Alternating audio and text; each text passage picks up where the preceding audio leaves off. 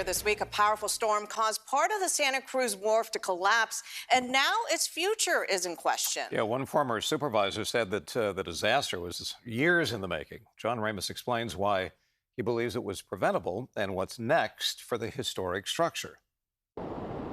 Most of the debris has been picked up from the wharf collapse on Monday, and the question now is what happens to this historic structure going into the future.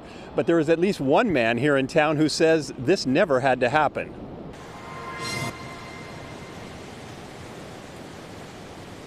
A single board still swings from the end of the pier.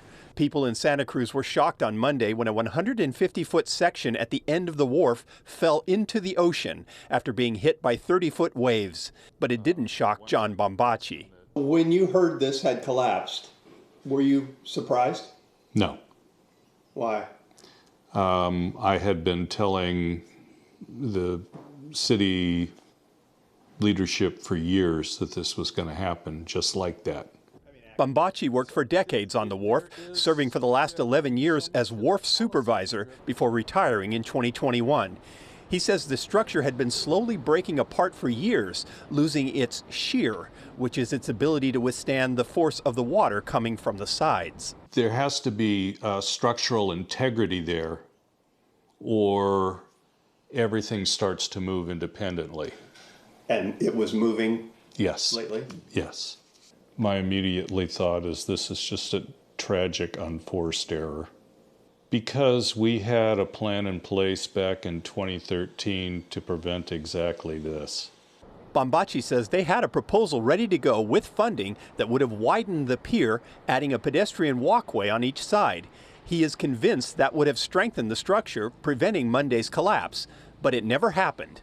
CEQA lawsuits from a small group of residents stalled the project, and the California Coastal Commission restricted construction to only winter months to protect nesting seagulls. And then also, just for like normal maintenance, they implemented a 300-foot buffer around any nesting seagull. So if you look at the wharf, it takes 5 seagull nests to basically knock out the entire wharf. The irony is that if you lose the structure, the birds lose the nesting area. So everybody lost. So what's next? The wharf remains closed for now, but there is a question whether it will be repaired at all. On Friday, Mayor Fred Keeley told the media, quote, "It would be irresponsible if we didn't ask the question, what is the right thing to do here? But to say we're simply going to put it back is, I think, much more risky." Rebuilding the end of the wharf seems unlikely, but for the rest of it to continue to stand is going to take a lot of work. A longtime resident named Jesse thinks it's worth it. Oh, I'm just hoping though that they can repair it. I want to think for the best, you know. For probably the last 100 years, there's been a boardwalk and a wharf here. And if they take that away, it won't be the same. Tourists won't come here for that reason anymore.